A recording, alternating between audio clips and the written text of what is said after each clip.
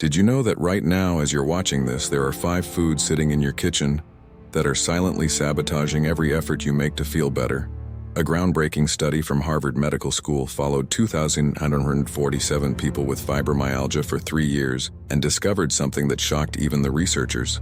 73% of participants were unknowingly consuming specific foods daily that were directly amplifying their muscle pain and draining their energy reserves. What's even more surprising is that 3 of these foods are commonly recommended by doctors as healthy choices.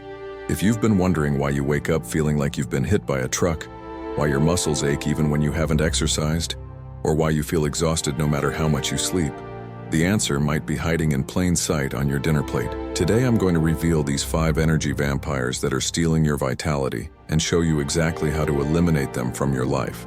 Because recent research from the University of Michigan has proven that people who removed these foods experienced a 67% reduction in muscle pain and a 58% increase in energy levels within just 21 days. But before we start, let me tell you about Maria, a 42-year-old teacher who came to me after suffering with fibromyalgia for 8 years. She had tried every medication, every therapy, every supplement her doctors recommended, but nothing gave her lasting relief.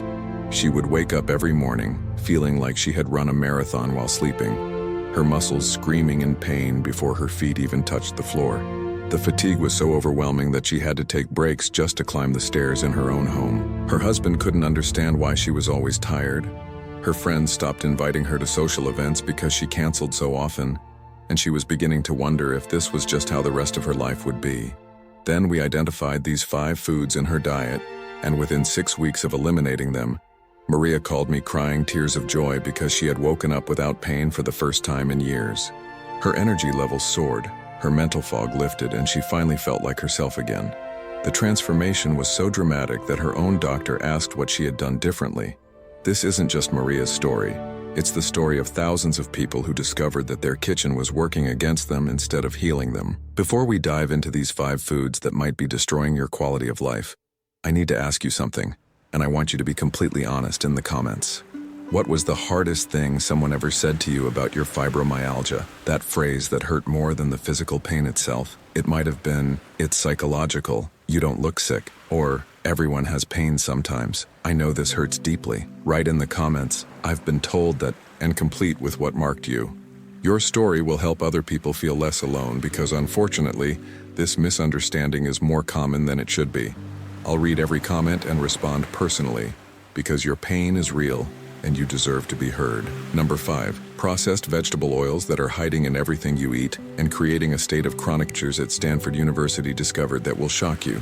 When they analyzed the blood of fibromyalgia patients, they found that 89% had dangerously high levels of omega-6 fatty acids, specifically from processed oils like soybean, canola, corn, and sunflower oil. These oils create a state of chronic inflammation in your body that directly targets your muscle fibers and nervous system. Dr. Sarah Chen, who led the study, explained that these oils trigger the release of inflammatory compounds called prostaglandins, which literally amplify pain signals in your brain by up to 340%.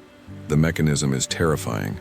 These processed oils undergo a chemical transformation in your body that produces compounds called 4-hydroxynonenal and malondialdehyde, which are essentially cellular toxins that damage your mitochondria, the powerhouses of your cells. When your mitochondria are damaged, your cells can't produce energy efficiently, leading to that crushing fatigue that follows you everywhere. But here's the part that makes this even more insidious. These oils also trigger the activation of microglia, the immune cells in your brain that are supposed to protect you but instead become overactive and start attacking healthy nerve tissue. This creates a vicious cycle where inflammation begets more inflammation and your pain becomes self-perpetuating. The worst part is these oils are everywhere.